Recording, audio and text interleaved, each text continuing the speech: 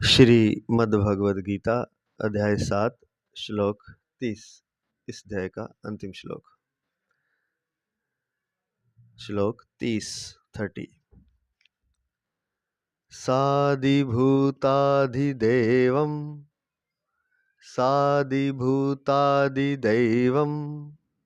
माम साधियज्ञं च ये विदुः प्रयाणकालेऽपि च माम ते विदुर्युक्तचेतसः प्रयाणकालेऽपि च माम ते विदुर्युक्तचेतसः। जो मनुष्य अधिभूत तथा अधिदैव के सहित और अधियज्ञ के सहित मुझे जानते हैं, वे मुझ में लगे हुए चित्त वाले मनुष्य अनंत काल में भी मुझे ही जानते हैं अर्थात प्राप्त होते हैं। व्याख्या करने जा रहे हैं। प्रातः स्मरणीय, प्रातः वंदनीय, परम आदरणीय, परम पूज्य महाराज श्री स्वामी राम सुखदास जी महाराज जी, उनके ग्रंथ साधक संजीवनी से महाराज जी के चरणों में अनंत दंडवत नमन करते हुए महाराज जी के आशीर्वाद से व्याख्या शुरू करने जा रहे हैं। व्याख्या। साधि भूतादि दैवम माम साधि यज्ञम च ये विदु। पूर्व श्लोक में निर्गुण निराकार को जानने का वर्णन करके अब सगुण साकार को जानने की बात कहते हैं। यहाँ अधिभूत नाम भौतिक स्थूल सृष्टि का है, जिसमें तमोगुण की प्रधानता है। जितनी भी भौतिक सृष्टि है उसकी स्वतंत्र सत्ता नहीं है, उसका क्षण मात्र भी स्थायित्व नहीं है। फिर भी यह भौतिक सृष्टि सत्य दिखती है, अर्थात इसमें सत्यता, स्थिरता, सुख रूपता, श्रेष्ठता और आकर्षण दिखता है। यह सत्यता यदि सब के सब वास्तव में भगवान के ही हैं, क्षणभोग संसार के नहीं। यह सत्यता आदि सब के सब वास्तव में भगवान के ही हैं, क्षणभंगुर संसार के नहीं।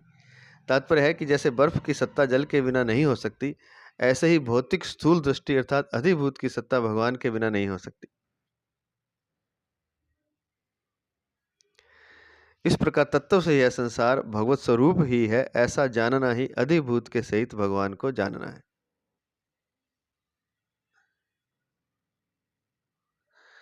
बहुत ही सुंदर बात लिखी है।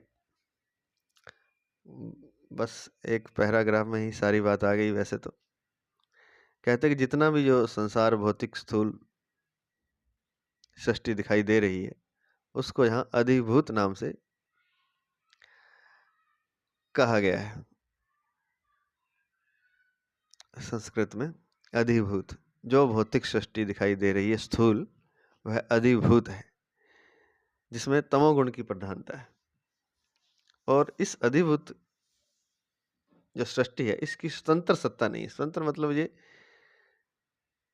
परमात्मा के बिना नहीं ठहर सकती। जैसे जल के बिना बर्फ नहीं ठहर सकती,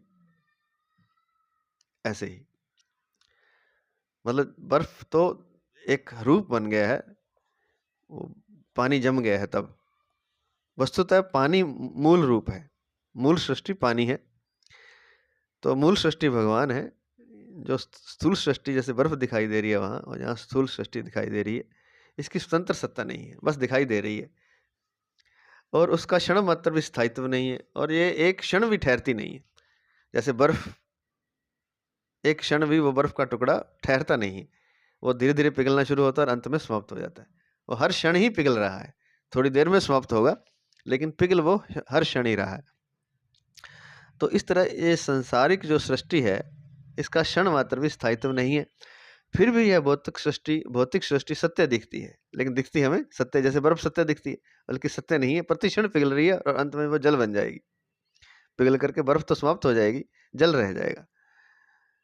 तो भौतिक सृष्टि सत्य दिखती है, अर्थात इसमें सत्यता, स्थिरता, एक तो स्थिर दिखाई देती है, एक सत्य दिखाई देती है, एक सुख रूपता, ऐसा लगता है कि इससे सुख मिलेगा, ये सुख का रूप है।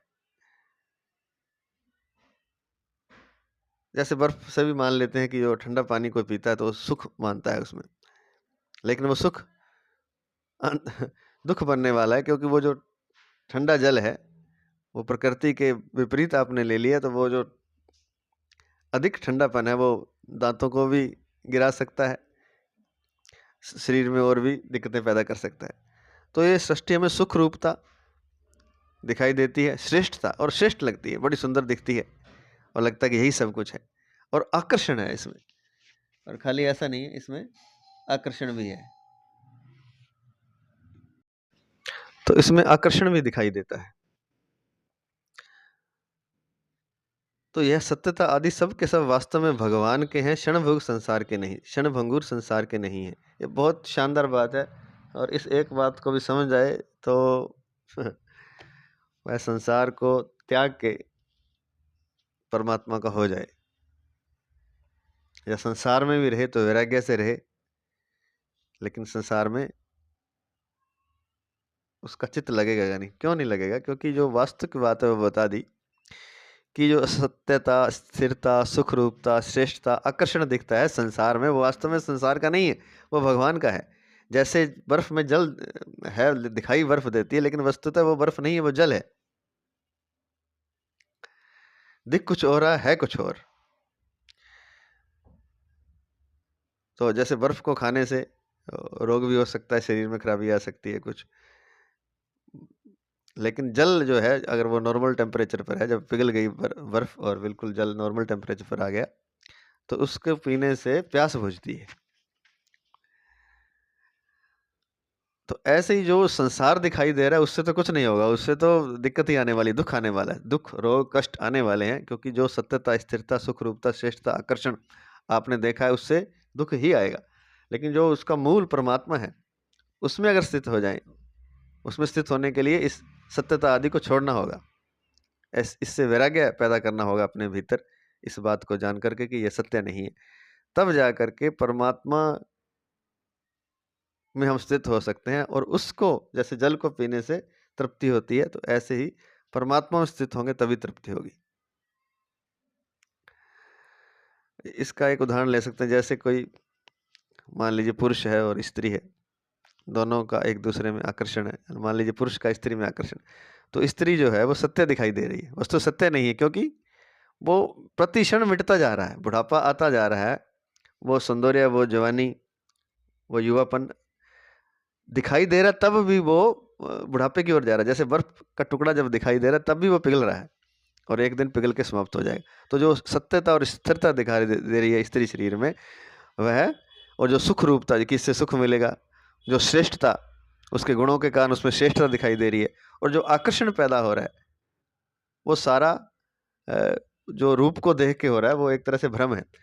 वो जो सत्यता, स्थिरता, सुख रूपता, श्रेष्ठता, आकर्षण स्त्री में दिखाई दे रहा है, वह परमात्मा का है। वो दिखाई स्त्री में दे रहा है, लेकिन वो वास्तव में जो गुण लेने जाएंगे तो वो स्त्री में नहीं मिलेगा, क्योंकि वो तो परमात्मा में है। स्त्री को हम लेने जाएंगे, उससे शादी कर लेंगे, जो भी करेंगे, प्रेम कर लेंगे, या अपने घर ले आएंगे शादी करके, तो वो जिस चीज को पाने के लिए गए थे वो नहीं मिलेगी, क्योंकि वो जो चीज आपने देखी है उसमें सत्यता, स्थिरता, सुखरूपता, श्रेष्ठता, आकर्षण, या उसमें कुछ नहीं है। वो सारा का सागर अगर है तो वो परमात्मा के कारण उसमें दिखाई दे रहा है।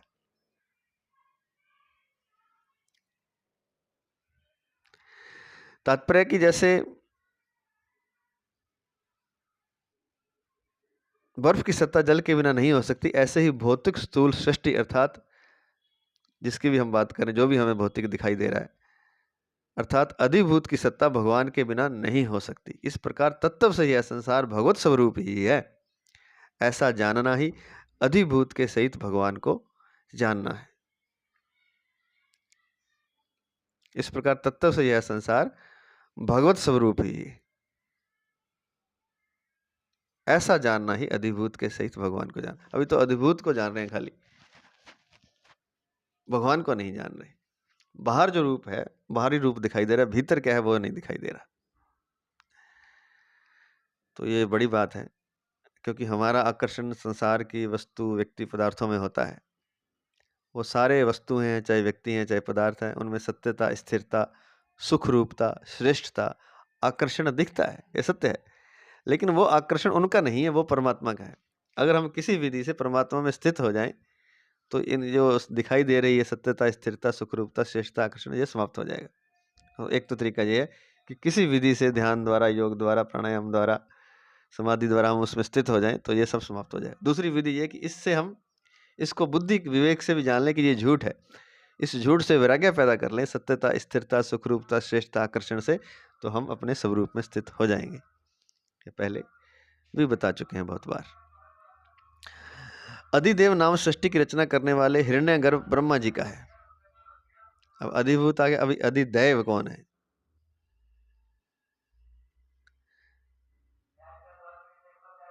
अधि से मतलब जो प्राचीन, भूत जो प्राचीन, अधिभूत मतलब जो सृष्टि शुरू से दिखाई दे रही है, वो दिखाई दे रही है, वास्तव में वो परमात्मा की है, उसका नाम अधिभूत है जो स्थूल सृष्टि दिखाई दे रही है। और अधिदेव जो देव हैं, भगवान है, देवता, वो सब कौन है? वो ब्रह्मा जी हैं।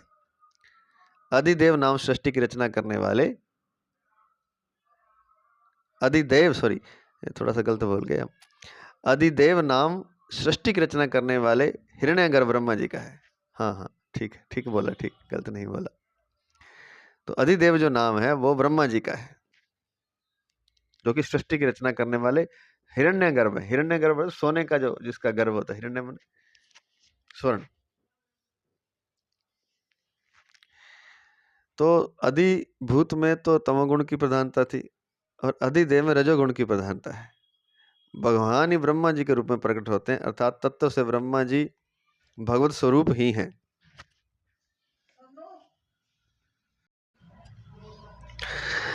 अधिदेव नाम सृष्टि की रचना करने वाले हिरण्यगर्भ ब्रह्मा जी का है, जिनमें रजोगुण की प्रधानता है। भगवान ही ब्रह्मा जी के रूप में प्रकट होते हैं, अर्थात तत्व से ब्रह्मा जी भगवत स्वरूप ही है। ऐसा जानना ही अधिदेव के सहित भगवान को जानना है। तो जो सृष्टि है वो भी भगवान का रूप है, ऐसा जानना ही अधिभूत के सहित भगवान को जानना है। और ब्रह्मा जी भी भगवत स्वरूप है, ऐसा जानना ही अधिदैव के सहित भगवान को जानना है। अर्थात ये है कि जैसे बर्फ को हम देख रहे हैं, जल को नहीं देख रहे, तो जल सहित अगर हम बर्फ को जान रहे हैं तो हम फिर सब कुछ जान रहे हैं। और केवल हम बर्फ देख रहे हैं, जल को नहीं देख रहे, तो फिर हम अधूरा देख रहे हैं और असत्य को देख रहे हैं, क्योंकि बर्फ जल है, बर्फ बर्फ रूप में है ही नहीं, वो प्रतिक्षण नित्य निरंतर पानी बनती जा रही है, जल बनती जा रही है। अधिदज्ञ नाम, अब ये हो गया तीन लिखे, अधिभूत, अधिदेव। अब आता है अधियज्ञ। अधियज्ञ नाम भगवान विष्णु का है, जो अंतर्यामी रूप से सब में व्याप्त हैं और जिनमें सत्व गुण की प्रधानता है। तत्व से भगवान ही अंतर्यामी रूप से सब में परिपूर्ण है, ऐसा जानना ही अधियज्ञ के सहित भगवान को जानना है। तो ये नाम विष्णु भगवान का है, अधियज्ञ, वे सब में व्याप्त हैं, सत्व गुण की प्रधानता है जिनमें, और अंतर्यामी रूप से सब में व्याप्त है। तत्व से भगवान ही अंतर्यामी रूप से सब में परिपूर्ण है, ऐसा जानना ही अधियज्ञ के सहित भगवान को जानना है। अधिभूत, अधिदैव और अधियज्ञ के सहित भगवान को जानने का तात्पर्य है कि भगवान श्री कृष्ण के शरीर के किसी एक अंश में विराट रूप है। भगवान को जानने का तात्पर्य है कि भगवान श्री कृष्ण के शरीर के किसी एक अंश में विराट रूप है। गीता 10वें अध्याय का 42वां और 11वें अध्याय का 7वां श्लोक। और उस विराट रूप में अधिभूत अनंत ब्रह्मांड,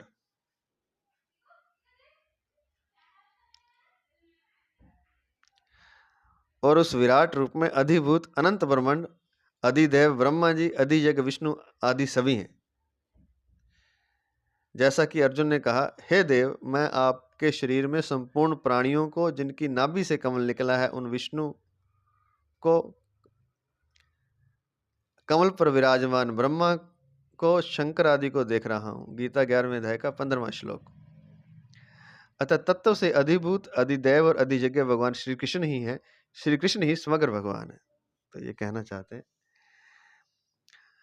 और ये बहुत बड़ी बात लिखी हुई है कि अधिभूत, अधिदैव और अधियज्ञ के सहित भगवान को जानने का तात्पर्य है कि भगवान श्री कृष्ण के शरीर के किसी एक अंश में विराट रूप है। संपूर्ण जो ब्रह्मांड है भगवान के एक ही अंश में, भगवान श्री कृष्ण के एक अंश में विराज मतलब स्थित है। तो वही तो भगवान को अर्जुन जी कह रहे हैं उस विराट रूप में अधिभूत अनंत ब्रह्मांड, जो भी स्थूल सृष्टि है, जो अनंत ब्रह्मांड है, वो सारे अधिदेव ब्रह्मा जी, वैसे तो ये भी अनंत है ऐसा कहा जाता है, आदि यज्ञ विष्णु आदि सभी हैं। जैसा कि अर्जुन ने कहा है कि हे देव, मैं आपके शरीर में संपूर्ण प्राणियों को, जिन कौन कौन से जिनकी नाभि से कमल निकला है, उन विष्णु को, कमल पर विराजमान ब्रह्मा को और शंकर आदि को देख रहा हूँ। गीता 11वें अध्याय का 15वां श्लोक। अतः तत्व से अधिभूत अधिदैव और अधिजग भगवान श्री कृष्ण ही है, श्री कृष्ण ही समग्र भगवान है। तो सारी सृष्टि इनके एक अंश में दिखाई दे रही है अर्जुन को।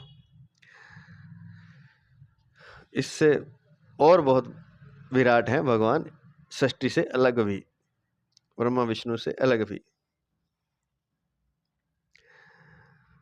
आगे चलते हैं। प्रयाण कालेपि च माम ते विदुर युक्त चेतसा, जो संसार के भोगों और संग्रह की प्राप्ति अप्राप्ति में समान रहने वाले हैं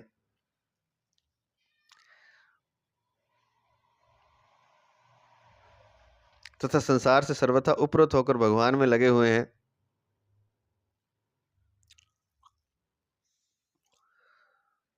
वे पुरुष युक्त चेता है।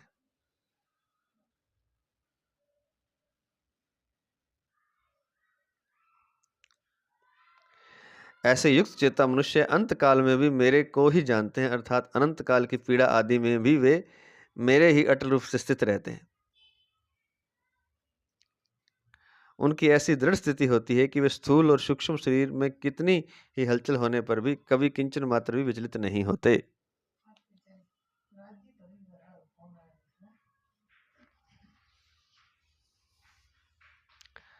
जो संसार के भोगों और संग्रह की प्राप्ति अप्राप्ति में समान रहने वाले हैं तथा संसार से सर्वथा उपरत होकर भगवान में लगे हुए हैं, वे पुरुष युक्त चेता हैं। युक्त चेतसा, मुझ में लगे हुए चित्त वाले मनुष्य। ऐसे युक्त चेता मनुष्य अंत काल में भी मेरे को ही जानते हैं, अर्थात अंत काल की पीड़ा आदि में भी वे मेरे में ही अटल रूप से स्थित रहते हैं। अंत काल में जो पीड़ा होती है उस समय भी वे मेरे में ही अटल रूप से स्थित रहते हैं। उनकी ऐसी दृढ़ स्थिति होती है कि वे स्थूल और सूक्ष्म शरीर में कितने भी हलचल होने पर भी कभी किंचन मात्र भी विचलित नहीं होते। तो शरीर चाहे उनका रोगी हो जाए, चाहे कैसा भी हो जाए, कितनी भी पीड़ा हो जाए, तो भी उनका ध्यान मेरे में ही लगा रहता है अंत काल में, वृद्धावस्था में। किनका? जो संसार के भोगों और संग्रह की प्राप्ति अप्राप्ति में समान रहने वाले तथा संसार से सर्वथा उपरत होकर भगवान में लगे हुए हैं, वे पुरुष युक्त चेता हैं। उनकी ऐसी दृढ़ स्थिति होती है कि वे स्थूल और सूक्ष्म शरीर में भी कितनी भी हलचल होने पर भी वे कभी किंचन मात्र भी विचलित नहीं होते। भगवान के समग्र रूप संबंधी विशेष बात।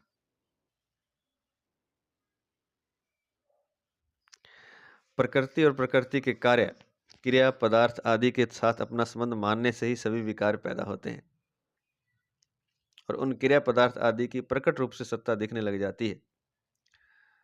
परंतु प्रकृति और प्रकृति के कार्य से सर्वथा संबंध विच्छेद करके भगवत स्वरूप में स्थित होने से उनकी स्वतंत्र सत्ता उस भगवत तत्व में ही लीन हो जाती है, फिर उनकी कोई स्वतंत्र सत्ता नहीं दिखती।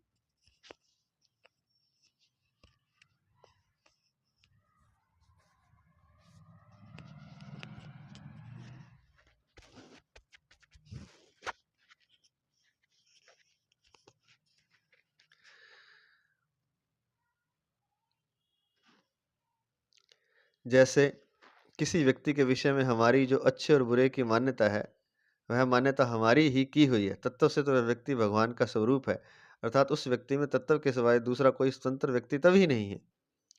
ऐसे ही संसार में यह ठीक है, यह बेठीक है, इस प्रकार ठीक बेठीक की मान्यता हमारी ही की हुई है। तत्व से तो संसार भगवान का स्वरूप ही है। हाँ, संसार में जो वर्ण आश्रम की मर्यादा है, ऐसा काम करना चाहिए और ऐसा नहीं करना चाहिए, यह जो विधि निषेध की मर्यादा है, इसको महापुरुषों ने जीवों के कल्याणार्थ व्यवहार के लिए मान्यता दी है।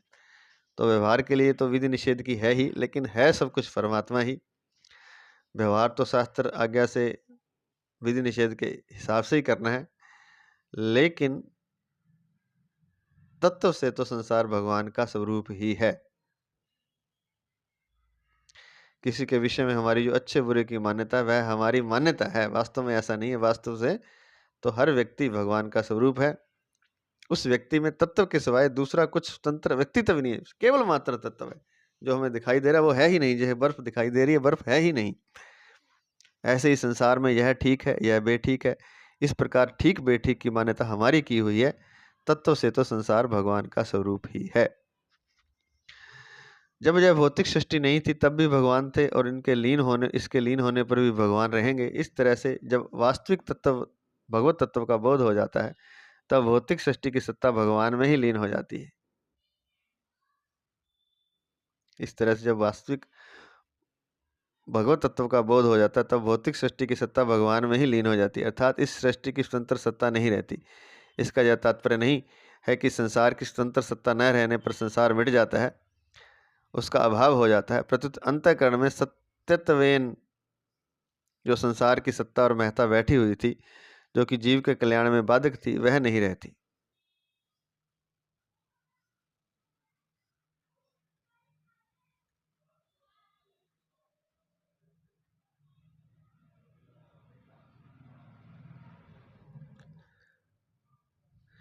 इसका यह तात्पर्य नहीं कि संसार की स्वतंत्र सत्ता न रहने पर संसार मिट जाता है, उसका अभाव हो जाता है। प्रत्युत अंतःकरण में सत्यत्वेन जो संसार की सत्ता और महत्ता बैठी हुई थी, जो कि जीव के कल्याण में बाधक थी, वह नहीं रहती। संसार तो रहता ही है, संसार की स्वतंत्र सत्ता का अनुभव जब हो जाता है कि संसार की स्वतंत्र सत्ता नहीं है, इस बात का अनुभव हो जाता है, तो संसार तो रहता है, लेकिन संसार की जो महत्ता हमारे मन में बैठी हुई थी वह नहीं रहती, जो कि कल्याण में बाधक थी। जैसे सोने के गहनों की अनेक तरह की आकृति और अलग अलग उपयोग होने पर भी उन सब में एक ही सोना है, ऐसे ही भगवत भक्त के द्वारा अनेक तरह का यथा योग्य सांसारिक व्यवहार होने पर भी उन सब में एक ही भगवत तत्व है, ऐसी अटल बुद्धि रहती है। इस तत्व को समझने के लिए ही 29वें और 30वें श्लोक में समग्र रूप का वर्णन हुआ है।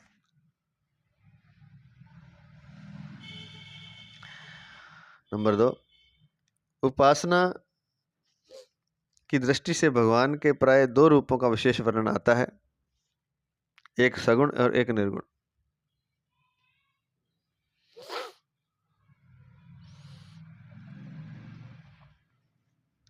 इनमें सगुण के 2 भेद होते हैं, एक सगुण साकार और एक सगुण निराकार।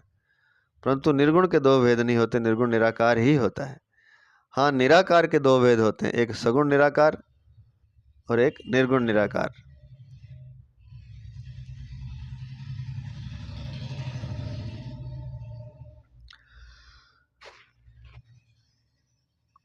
उपासना करने वाले 2 रुचि के होते हैं, एक सगुण विषयक रुचि वाला होता है और एक निर्गुण विषयक रुचि वाला होता है।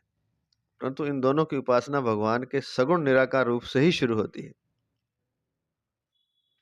जैसे परमात्मा प्राप्ति के लिए कोई भी साधक चलता है तो वह पहले परमात्मा है, इस प्रकार परमात्मा की सत्ता को मानता है।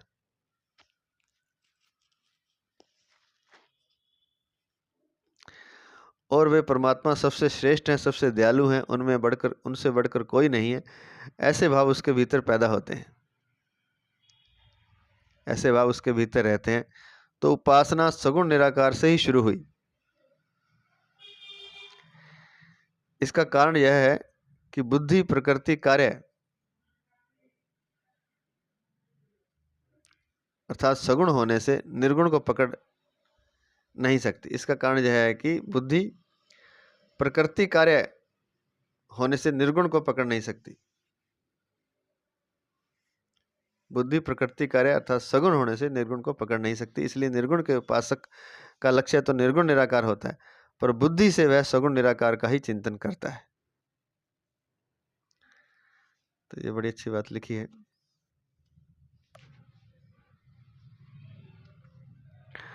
स्टार लिख के नीचे दिया है, उपासना सगुण निराकार से शुरू होती है। सगुण निराकार क्या है कि चिंतन तो भगवान का करता है ना, कि कोई भगवान है, हालांकि निराकार है लेकिन कुछ है, कोई एक शक्ति, कोई एक रूप भगवान है, जो कि सब से श्रेष्ठ है, सबसे दयालु है, उससे बढ़कर कोई नहीं। तो ऐसी एक कल्पना उसके भीतर आती है बुद्धि से। तो बुद्धि से जो वो चिंतन करता है वह सगुण निराकार का ही चिंतन करता है। निर्गुण के उपासक का लक्ष्य तो निर्गुण निराकार होता है, पर चिंतन जो कर रहा है वह सगुण निराकार का करता है। अब स्टार लिख के दिया है नीचे। उपासना सगुण निराकार से शुरू होती है, इसलिए भगवान ने इस 7वें अध्याय के 28वें श्लोक में सगुण निराकार का वर्णन किया है। फिर 29वें श्लोक में निर्गुण निराकार का और 30वें श्लोक में सगुण साकार का वर्णन किया। इस प्रकार यहाँ तो तीनों स्वरूपों का एक एक श्लोक में वर्णन किया गया, पर आगे 8वें अध्याय में इन तीनों का 3-3 श्लोकों में वर्णन किया गया है।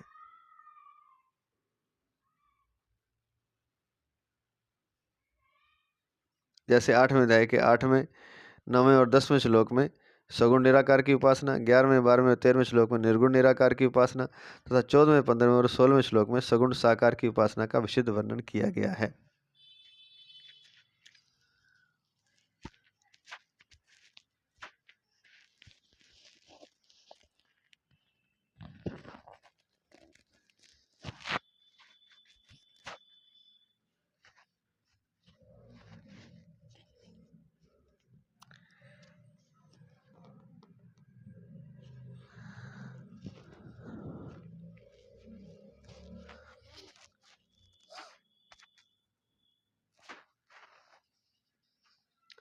सगुण की उपासना करने वाले पहले सगुण साकार मानकर उपासना करते हैं। अब जो सगुण की करते हैं उनका तो सीधा ही है कि किसी मूर्ति, किसी चित्र, किसी भगवान के विग्रह या फिर अपनी कल्पना में भगवान के सगुण साकार की मानकर उपासना करते हैं।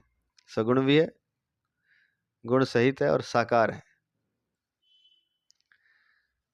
तो निराकार का जो चिंतन कर रहे हैं वो सगुण से मतलब है, उनके गुणों का चिंतन तो कर ही रहे हैं ना। पीछे बताया है कि परमात्मा दयालु है, श्रेष्ठ है, उससे बढ़कर कोई नहीं, ये गुण है। तो ये गुण बुद्धि से चिंतन होते हैं, लेकिन वो कर किसका रहे हैं? निराकार परमात्मा का गुण का चिंतन करें, इसलिए सगुण निराकार हो गया। पर बुद्धि से वह सगुण निराकार का ही चिंतन करता है। और अब यहाँ जो सगुण साकार वाले हैं वो भगवान को सगुण गुण सहित और साकार मानकर उपासना करते हैं, परंतु जब तक साकार रूप दृढ़ नहीं होता तब तक प्रभु हैं और वे मेरे सामने, ऐसी मान्यता मुख्य होती है।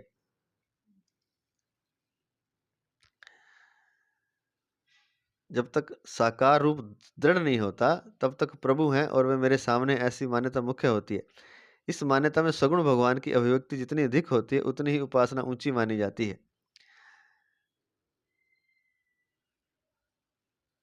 अंत में जब वह सगुण साकार रूप से भगवान के दर्शन, भाषण, स्पर्श और प्रसाद प्राप्त कर लेता है तब उसकी उपासना की पूर्णता हो जाती है।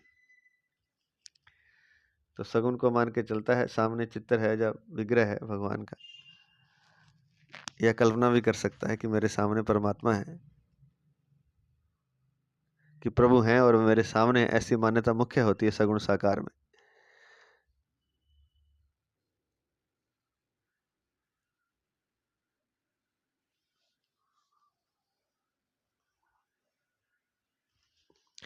तो ऐसी मान्यता लेकर चलता जब तक साकार रूप दृढ़ नहीं होता कि प्रभु हैं और वे मेरे सामने हैं, ऐसी मान्यता कर लेता है, ऐसा मान लेता है, ऐसा कल्पना कर लेता है सगुण साकार का उपासक। इस मान्यता में सगुण भगवान की अभिव्यक्ति जितनी अधिक होती है उतनी ही उपासना ऊंची मानी जाती है। तो सगुण भगवान की जितनी वो अभिव्यक्ति जितनी अधिक होती है, जितना वो अभिव्यक्त होता है, उतनी ही उपासना ऊंची मानी जाती है। जितना चिंतन उसका, कल्पना ज़्यादा प्रगाढ़ होती है, उतनी ही उपासना ऊंची मानी जाती है। अंत में जब वह सगुण साकार रूप से भगवान के दर्शन, भाषण, स्पर्श और प्रसाद प्राप्त कर लेता है, तो कल्पना फिर करते करते जब अभिव्यक्ति जो है, कल्पना है, वो साकार हो जाती है, वास्तविक रूप में प्रकट हो जाती है, कि अंत में जब वह सगुण साकार रूप से भगवान के दर्शन कर लेता है, उनका भाषण, उनके शब्द सुन लेता है, उनका स्पर्श कर लेता है, उनका और प्रसाद प्राप्त कर लेता है, तब उसकी उपासना की पूर्णता हो जाती है। प्रसाद से तात्पर्य प्रसाद भी हो सकता है और आशीर्वाद रूप प्रसाद भी हो सकता है। निर्गुण की उपासना करने वाले परमात्मा को संपूर्ण संसार में व्यापक समित हुए चिंतन करते हैं। निर्गुण वाले जो मानते हैं कि परमात्मा संपूर्ण संसार में व्यापक है, बस ऐसा मान के चिंतन करते हैं। उनकी वृत्ति जितनी ही सूक्ष्म होती चली जाती है उतनी ही उनकी उपासना ऊंची मानी जाती है।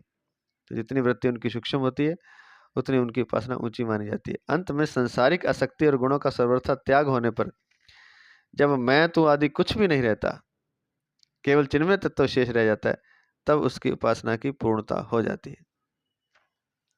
अंत में सांसारिक आसक्ति और गुणों का सर्वथा त्याग होने पर जब मैं तू आदि कुछ भी नहीं रहता, केवल चिन्मय तत्व शेष रह जाता है, तब उसकी उपासना की पूर्णता हो जाती है।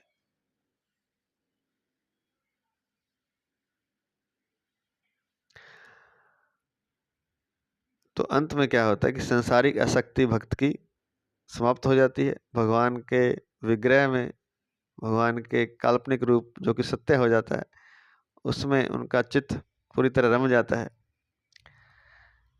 और गुणों का सर्वथा त्याग होने पर, अंत में संसारिक आसक्ति और गुणों का सर्वथा त्याग होने पर जब मैं तू आदि कुछ भी नहीं रहता, ना मैं रहता ना तो एक केवल मात्र एक चिन्मय तत्व शेष रह जाता है,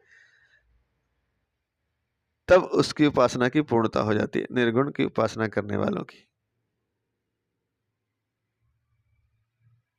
नहीं, ये थोड़ा सा गलत हो गया, ये साकार रूप का बता दिया हमने। निर्गुण का ये चल रहा था कि निर्गुण की उपासना करने वाले परमात्मा को संपूर्ण संसार में व्यापक मानते हुए चिंतन करते कि परमात्मा संपूर्ण संसार में व्याप्त है, व्यापक है। उनकी वृत्ति जितनी सूक्ष्म होती, जितना वो सूक्ष्मता से विचार करते हैं कि हर जगह परमात्मा है, हर जीव में, हर जगह संपूर्ण संसार में व्याप्त, इसका जितना सूक्ष्म चिंतन होता है उतनी ही उनकी उपासना ऊंची मानी जाती है। अंत में संसारिक आसक्ति और गुणों का और फिर जब साधना इतनी ज्यादा हो जाती है कि संसारिक आसक्ति और गुणों का सर्वथा त्याग हो जाता है, जब मैं तू आदि कुछ भी नहीं रहता, जब मैं ही नहीं बचता, पूरा तरह चिंतन उनका इतना सूक्ष्म हो जाता है कि परमात्मा के अलावा कुछ बचता ही नहीं है। जब मैं तू आदि कुछ भी नहीं रहता, केवल चिन्मय तत्व शेष रह जाता है, तब उनकी उपासना पूर्णता, तब उसकी उपासना की पूर्णता हो जाती है। तो तीनों बता दिए। सगुण निराकार का जो चिंतन करता है उसका बता दिया कि कैसे होता है, सगुण साकार का बता दिया, और निर्गुण की उपासना करने वालों का भी बता दिया, किस तरह से उनको अंत में भगवत प्राप्ति होती है। इस प्रकार दोनों की अपनी अपनी उपासना की पूर्णता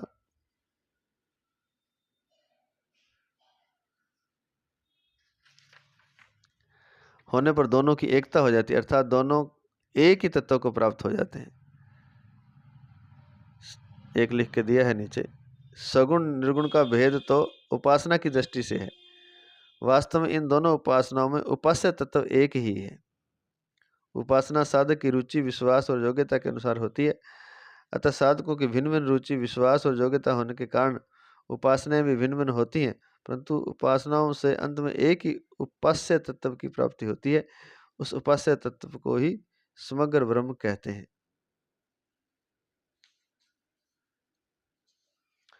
तो मुख्य रूप से दो ही हैं, दो ही तरीके हैं। सगुण साकार के उपासकों को तो भगवत कृपा से निर्गुण निराकार का भी बोध हो जाता है। मम दर्शन फल परम अनुपा, जीव पाव निज सहज स्वरूपा, मानस 3:36-5 में आया है। निर्गुण निराकार के उपासक में यदि भक्ति के संस्कार हैं और भगवान के दर्शन की अभिलाषा है, तो उसे भगवान के दर्शन हो जाते हैं, अथवा भगवान को उससे कुछ काम लेना होता है तो भगवान अपनी तरफ से भी दर्शन दे देते हैं।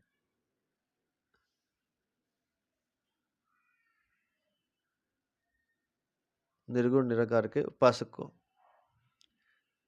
तो अपनी तरफ से भी दर्शन दे सकते हैं, जैसे निर्गुण निराकार के उपासक मधुसूदनाचार्य जी को भगवान ने अपनी तरफ से दर्शन दिए थे। दो लिख के दिया है नीचे, अद्वैत वीथि पथिके रूपास्याः स्वराज्य सिंहासन लब्ध दीक्षा, शठेन केनापि वयम हठेन दासीकृता गोप वधु विटेन, अर्थात अद्वैत मार्ग के अनुयायियों द्वारा पूज्य तथा स्वराज्य रूपी सिंहासन पर प्रतिष्ठित होने का अधिकार प्राप्त किए हुए हमें गोपियों के पीछे पीछे फिरने वाले किसी धूर्त ने हठपूर्वक अपने चरणों का गुलाम बना लिया।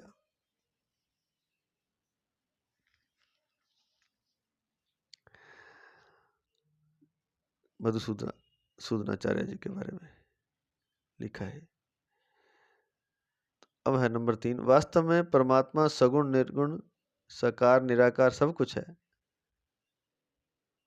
सगुण निर्गुण तो उसके विशेषण हैं, सगुण निर्गुण तो उनके विशेषण हैं।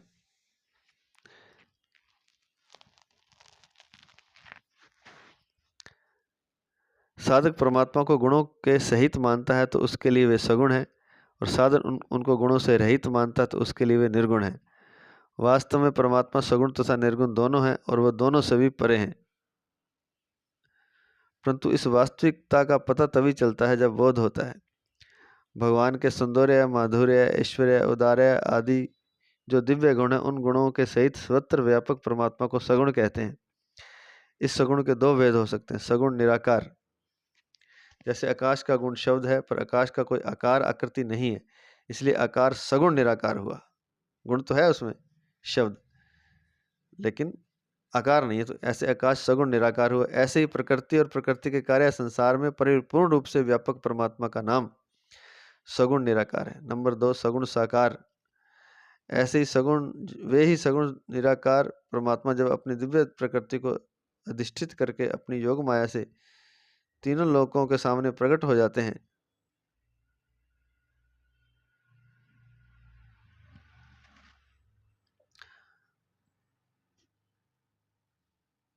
वे ही सगुण निराकार परमात्मा जब अपनी दिव्य प्रकृति को अधिष्ठित करके अपनी योग माया से लोगों के सामने प्रकट हो जाते हैं, उनकी इंद्रियों के विषय हो जाते हैं, तब उन परमात्मा को सगुण साकार कहते हैं। सगुण तो वे थे ही, आकृति युक्त प्रकट हो जाने से वे साकार कहलाते हैं।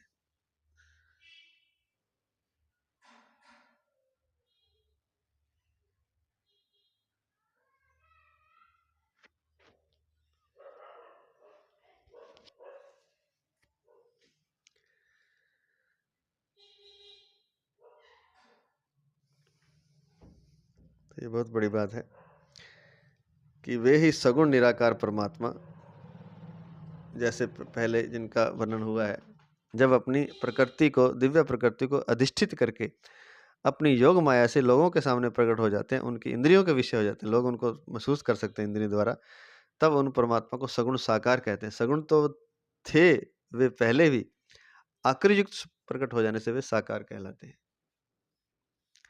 जब साधक परमात्मा को दिव्य अलौकिक गुणों से भी रहित मानता है, अर्थात साधक की दृष्टि केवल निर्गुण निराकार निर्गुण परमात्मा की तरफ रहती है, तब परमात्मा का वह स्वरूप निर्गुण निराकार कहा जाता है। साधक जब ये माने कि कोई गुण नहीं है भगवान में, बस परमात्मा है, निर्गुण है, तब परमात्मा का वह स्वरूप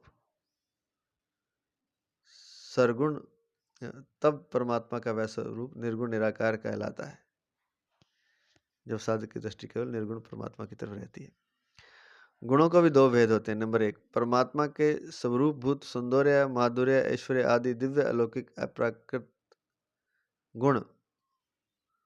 गुण भी कितने प्रकार के होते हैं? 2 प्रकार के होते हैं, अच्छे और बुरे।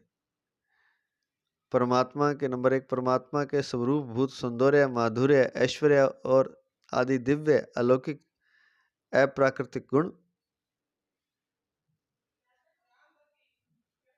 नंबर 2, प्रकृति के सत्व रज और तम गुण। परमात्मा चाहे सगुण निराकार हो, चाहे सगुण साकार हो, वे प्रकृति के सत्य, रज और तम इन तीनों गुणों से सर्वथा रहित है, अतीत है। वे यद्यपि प्रकृति के गुणों को स्वीकार करके सृष्टि की उत्पत्ति, स्थिति और प्रलय की लीला करते हैं, फिर भी वे प्रकृति के गुणों से सर्वथा रहित ही रहते हैं। गीता 7वें अध्याय का 13वां श्लोक। जो परमात्मा गुणों से कभी नहीं बंधते, जिनका गुणों पर पूरा आधिपत्य होता है, वे ही परमात्मा निर्गुण होते हैं। अगर परमात्मा गुणों से बंधे हुए हैं और गुणों के अधीन होंगे, तो वे कभी निर्गुण नहीं हो सकते। निर्गुण तो वे ही हो सकते हैं जो गुणों से सर्वथा अतीत हैं, और जो गुणों से सर्वथा अतीत हैं, ऐसे परमात्मा ही निर्गुण तो वे ही हो सकते हैं जो गुणों से सर्वथा अतीत हैं। ऐसे परमात्मा में ही संपूर्ण गुण रह सकते हैं। इसलिए परमात्मा को सगुण निर्गुण साकार निराकार आदि सब कुछ कह सकते हैं। ऐसे परमात्मा का ही 29वें 30वें श्लोक में समग्र रूप से वर्णन किया गया है। ऐसे परमात्मा का ही 29वें 30वें श्लोक में समग्र रूप से वर्णन किया है। अध्याय संबंधी विशेष बात।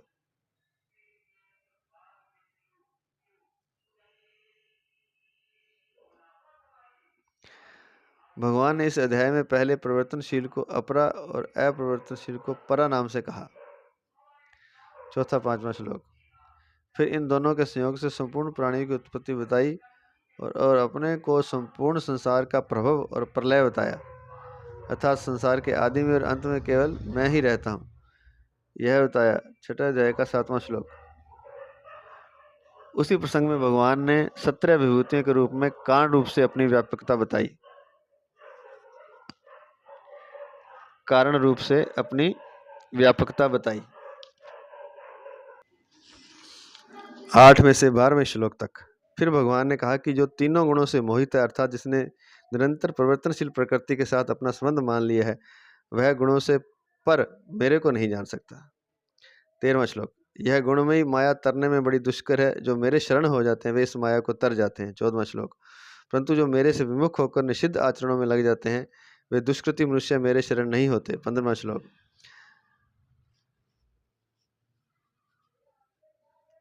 अब यहाँ 14वें श्लोक के बाद ही 16वां श्लोक कह देते तो बहुत ठीक बैठता। अर्थात 14वें श्लोक में शरण होने की बात आई, तो अब शरण होने वाले 4 तरह के होते हैं, ऐसा बताने में श्रृंखला बहुत ठीक बैठती। परंतु 15वां श्लोक बीच में आ जाने से प्रकरण ठीक नहीं बैठता। अतः यह श्लोक प्रकरण के विरुद्ध अर्थात बाधा डालने वाला मालूम देता है, परंतु वास्तव में यह श्लोक प्रकरण के विरुद्ध नहीं है, क्योंकि यह श्लोक न आने से पापी मेरे शरण नहीं होते, यह कहना बाकी रह जाता। इसलिए 15वें श्लोक में दुष्कृति अर्थात पापी मेरे शरण होते ही नहीं, यह बात बता दी, और 16वें श्लोक में शरण होने वालों के 4 प्रकार बता दिए। अब जो शरण होते हैं उनके भी 2 प्रकार हैं। एक तो भगवान को भगवान समझकर अर्थात भगवान की महत्ता समझकर भगवान के शरण होते हैं 16वें से 19वें श्लोक तक, और दूसरे भगवान को साधारण मनुष्य मानकर देवताओं को सबसे बड़ा मानते हैं, इसलिए भगवान का आश्रय न लेकर कामना पूर्ति के लिए देवताओं के शरण हो जाते हैं। 20 में से 23वें श्लोक तक हम इसी अध्याय में कर चुके हैं। देवताओं के शरण में होने में भी 2 हेतु होते हैं, कामनाओं का बढ़ जाना और भगवान की महत्ता को न जानना। इनमें से पहले हेतु का वर्णन तो 20 में से 23वें श्लोक तक कर दिया, और दूसरे हेतु का वर्णन 24वें श्लोक में कर दिया। जो भगवान को साधारण मनुष्य मानते हैं उनके सामने भगवान प्रकट नहीं होते, यह बात 25वें श्लोक में बता दी।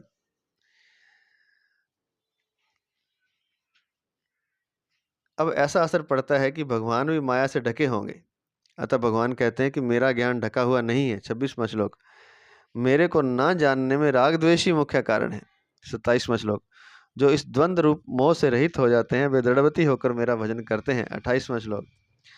और जो मेरा आश्रय लेकर जतन करते हैं वे मेरे समग्र रूप को जान जाते हैं और अंत में मेरे को ही प्राप्त होते हैं। 29वां 30वां श्लोक। इस अध्याय पर आदि से अंत तक विचार करके देखें तो भगवान के विमुख और सुमुख होने का इसमें वर्णन है। तात्पर्य है कि जड़ता की तरफ वृत्ति रखने से मनुष्य बार बार जन्मते मरते रहते हैं। अगर वे जड़ता से विमुख होकर भगवान के सम्मुख हो जाते हैं तो वे सगुण निराकार, निर्गुण निराकार और सगुण साकार ऐसे भगवान के समग्र रूप को जानकर अंत में भगवान को ही प्राप्त होते हैं।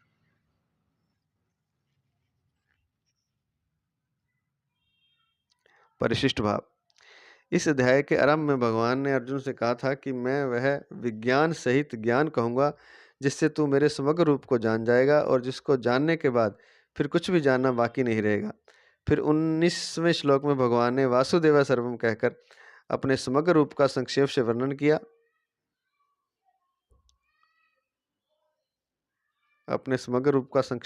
किया। अब अध्याय के अंत में भगवान उसका खुलासा करते हैं।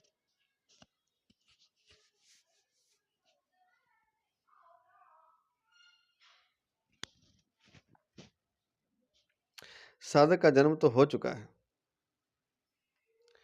और व्याधि अवश्यंभावी नहीं है, परंतु वृद्धावस्था और मृत्यु ये दोनों अवश्यंभावी हैं और इस मनुष्य को अधिक दुख होता है।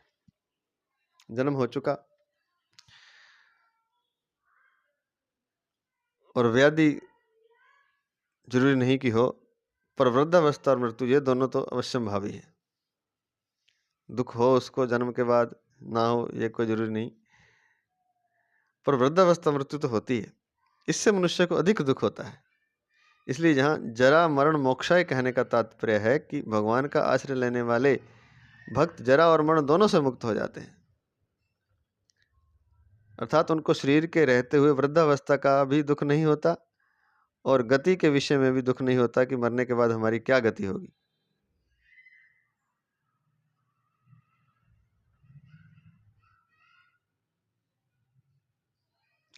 वे भगवान का आश्रय लेकर प्रयत्न करते हैं, इसलिए वे परा अपरा के सहित भगवान के समग्र रूप को जान लेते हैं, अर्थात विज्ञान सहित ज्ञान को जान लेते हैं। भगवान का आश्रय लेकर जब वे यत्न करते हैं तब वे विज्ञान सहित ज्ञान को जान लेते हैं।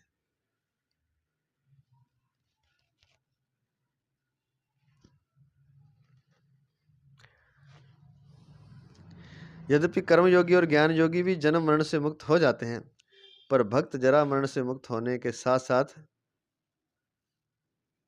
भगवान के समग्र रूप को भी जान लेते हैं। यद्यपि कर्मयोगी और ज्ञान योगी भी जन्म मरण से मुक्त हो जाते हैं, पर भक्त जरा मरण से मुक्त होने के साथ साथ भगवान के समग्र रूप को भी जान लेते हैं। कारण कि कर्मयोगी और ज्ञान योगी की तो आरंभ से ही अपने साधन की निष्ठा होती है।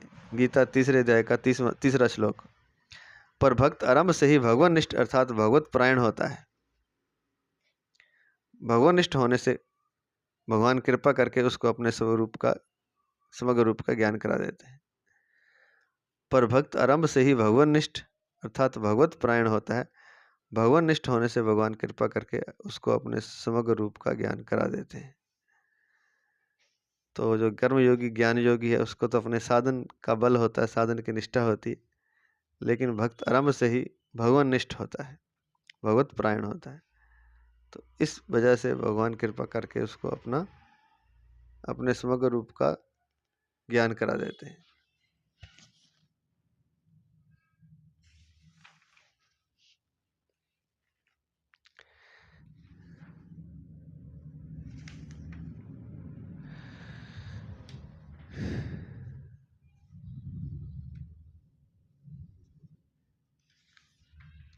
इसी अध्याय के 3रे श्लोक में भगवान ने कहा था कि कोई एक ही विरला मनुष्य मेरे समग्र रूप को जानता है। कश्चिन माम वेत्ति तत्वतः। यहाँ बताते हैं कि जो मेरे शरण हो जाता है वह मेरे समग्र रूप को जान लेता है। अतः भगवान के समग्र रूप अर्थात विज्ञान सहित ज्ञान को जानने की मुख्य साधना है शरणागति, मामाश्रित्या। कारण कि समग्र का ज्ञान विचार से नहीं होता, प्रत्युत श्रद्धा विश्वास पूर्वक शरणागत होने पर भगवत कृपा से ही होता है समग्र का ज्ञान। इसलिए भगवान ने 7वें अध्याय के आरंभ में मदाश्रय कह करके अंत में ममाश्रय पद से उसका उपसंहार किया है। तो चाहे तो मदाश्रय कहो, मदाश्रय चाहे ममाश्रित्य, भगवान की शरणागति की बात है। जब श्रद्धा विश्वास पूर्वक शरणागत होने पर भगवत कृपा से भगवान के समग्र रूप का ज्ञान होता है। अब ये है क्या शरणागत होना? श्रद्धा विश्वास पूर्वक, यह बहुत बड़ी बात है। अब जितना श्रद्धा में विश्वास में बढ़ोतरी होती जाएगी उतना शरणागत होता जाएगा और अंत में भगवत कृपा हो जाती है। अब है क्या श्रद्धा विश्वास? श्रद्धा विश्वास है कि सब कुछ करने वाला परमात्मा है, और अश्रद्धा विश्वास क्या है कि जो कुछ करूंगा मैं करूंगा। बस सारी चिंता की जड़ यही है। सब कुछ भगवान पर अगर हम छोड़ दें, सब कुछ, धन की चिंता, रिश्ते नातों की चिंता, ये मिलेगा कि ये नहीं मिलेगा, वस्तु व्यक्ति पदार्थ मिलेंगे या नहीं मिलेंगे, सब कुछ भगवान पर छोड़ दें। कोई दुष्ट है तो उसको भी छोड़ दें भगवान पर, कोई आपके साथ बुरा कर रहा है ये भी भगवान पर छोड़ दें। आप कोई भगवान से अपेक्षा ही ना रखें, क्योंकि जब भगवान पर श्रद्धा और विश्वास है तो फिर वो अपने आप करेंगे, और नहीं भी करेंगे तो भी हमें मंजूर होगा। ये है पूर्ण विश्वास। भी भगवान करें या ना करें, जैसा भगवान ने रखा है उसी में पूरी तरह से भगवान के आश्रित हो जाना, यह है पूर्णतः श्रद्धा विश्वास। उसमें एक विचार की भी आवश्यकता नहीं है कि मेरा कल क्या होगा, मुझे खाना मिलेगा कि नहीं मिलेगा, मेरा निर्वाह कैसे होगा, ये सारी चिंताएं आपकी हैं नहीं। मेरे बच्चों का क्या होगा, मेरे पत्नी का क्या होगा, मेरे माता पिता का, मेरे मकान का, मेरे धन का, मेरी ज़मीन का, मेरे विचारों का, मेरे प्रेम का, मेरी इच्छाओं का, मेरी कामनाओं का, सब छोड़ दें। यह है विश्वास कि परमात्मा ही करेंगे जो करेंगे। करेंगे तो, नहीं करेंगे तो, भूखा रखेंगे तो, मारेंगे तो, जिलाएंगे तो, कष्ट देंगे तो, नहीं देंगे तो, पूरी तरह जो श्रद्धा विश्वास है प्रहलाद जी की तरह,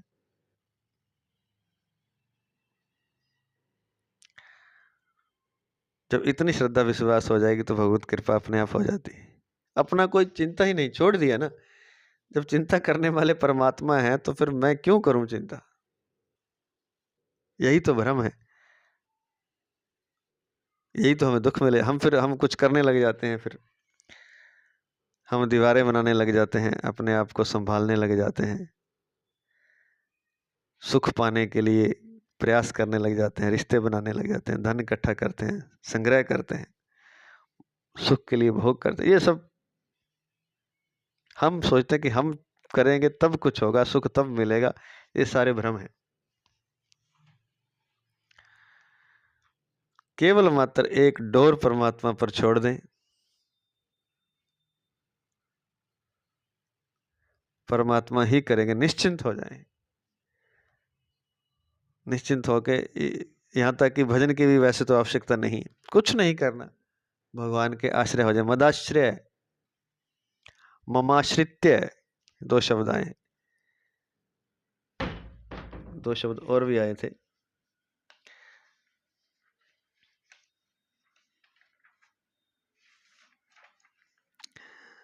भगवान के आश्रित हो जाए। हाँ, ये शब्द आया था कि प्रेम जो है, प्रेम भी मेरे से ही करे, मया सक्त मनः, और आश्रय भी मेरा ही ले। क्योंकि दो ही चीजें हम चाहते हैं, कल भी बताया था, प्रेम और सहारा, जो दोनों भगवान से करें। इनमें प्रेम की बात भी छोड़ दें, चाहे तो छोड़ सकते हैं, आश्रय की बात आ जाए, इसलिए अंत में ये लिखा है मदाश्रय। प्रेम भी मत पाए, प्रेम को भी चाहना छोड़ दे। छोड़ते ही सब कुछ मिल जाएगा, ये बड़ी दिक्कत है। जब तक पकड़ा है तब तक मिलेगा नहीं, जब तक हम प्रयास कर रहे हैं, क्योंकि आश्रय हमने अपना ले रखा है, साधना भी हम अपने ही आश्रय से करते हैं। किसी चीज की जरूरत ही नहीं है, सब कुछ छोड़ते ही, जैसे जड़ भरत जी ने सब कुछ परमात्मा पर छोड़ दिया। पढ़े हैं तो पढ़े, खाना मिल रहा है तो खा लिया, नहीं मिला तो कोई बात नहीं। जैसा परमात्मा पर पूरी तरह से छोड़ दिया अपने आप को, जैसे कोई पतंग हवा में छोड़ दे बिना डोर के। डोर तो है परमात्मा की, लेकिन समझने के लिए बस हवा, हवा के आश्रित हो जाए, हवा ही परमात्मा है मान लीजिए। अब वो पतंग को गिराए के उठाए के कुछ भी करे। और दूसरी बात है सत्य, इतना छोड़ने पर फिर वो सारा भार परमात्मा का हो जाता है। हम इतनी चिंता करते हैं तब भी हमारी चिंता भगवान करते हैं, हम कर रहे हैं फिर भी हमारी चिंता भगवान करें। हम बीच में टांग अड़ाते हैं हर बार, हर जगह, हर क्षण, फिर भी भगवान हमें संभाल रहे हैं। जब हम भगवान के ही आश्रित हो जाएंगे तब क्यों नहीं संभाल लेंगे? प्रहलाद को नहीं संभाला उन्होंने। यहाँ एक बात आ रही है बुद्धि में, हो सकता है गलत हो, ये तो संत महापुरुष ही बता सकते हैं, गलत ऐसा ही है। बात ये आ रही है कि जैसे पुकारा, एक ही उदाहरण ले लेते हैं गजेंद्र का। अगर सब कुछ परमात्मा के ही भरोसे छोड़ दिया जाए तो पुकार की भी आवश्यकता नहीं है, ऐसा मुझे लगता है, ऐसा लगता है। जैसे प्रहलाद जी ने सब कुछ छोड़ दिया परमात्मा के आश्रय, तो अपने आप संभाल रहे हैं भगवान, पर्वत से गिरा रहे हैं तो भी संभाल रहे हैं। हर बात में आश्रय भगवान का ले लिया, भगवान का सहारा ले लिया। हिरण्यकशिपु ने पूछा कि खंबे में है क्या भगवान? कहते हाँ है। क्योंकि श्रद्धा विश्वास इतना विश्वास है कि हर जगह है, जब फिर खंबे में क्यों नहीं है? खंबे में भी है। ये विश्वास के कारण ही भगवान को वहां से प्रकट होना पड़ा,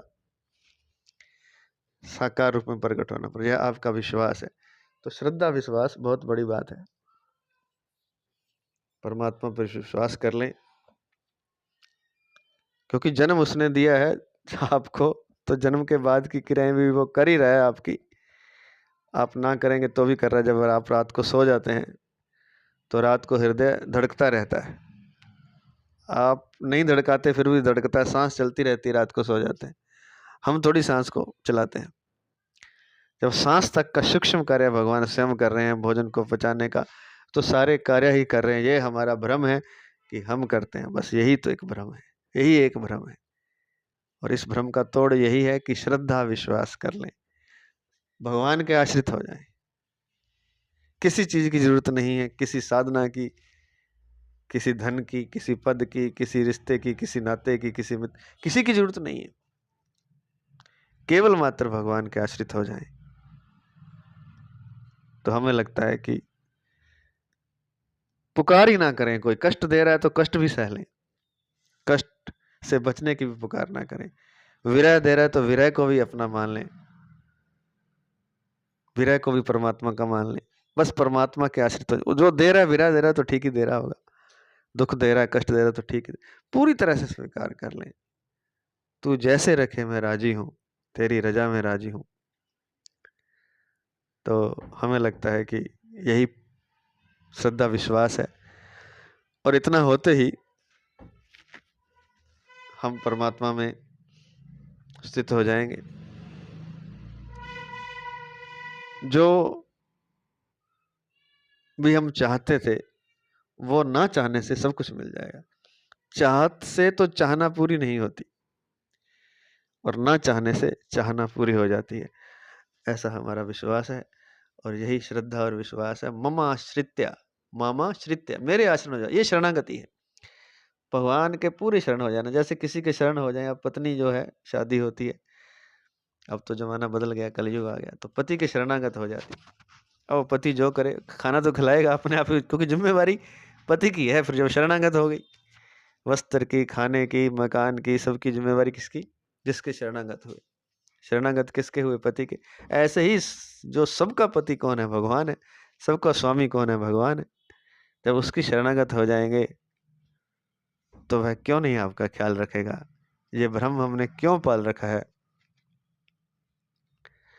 कि हम करते हैं तब कुछ होता है? ये भ्रम हम जिस दिन छोड़ देंगे, उसी दिन श्रद्धा विश्वास पूर्ण हो जाएगा, शरणागति पूर्ण हो जाएगी, और भगवान का दर्शन हो जाएगा, भगवान में स्थित हो जाएंगे। इसलिए भगवान ने 7वें अध्याय के आरंभ में मदाश्रय कहकर अंत में मामाश्रित पद से उसका उपसंहार किया है। सबसे पहले यह कहा कि मेरे आश्रय हो जाओ, और फिर अंत में भी यही कहा कि मेरे आश्रित हो जाओ, शरणागत हो जाओ। बस यही साधना का सार है, और कुछ साधना नहीं है। एक ही साधना है कि भगवान में पूरी श्रद्धा, पूरा विश्वास हो जाए। वही करेंगे जो करेंगे। दुख देंगे तो भी ठीक है, सुख देंगे तो भी ठीक है। तो आज इतना ही। जय श्री कृष्ण, जय श्री कृष्ण, जय श्री कृष्ण।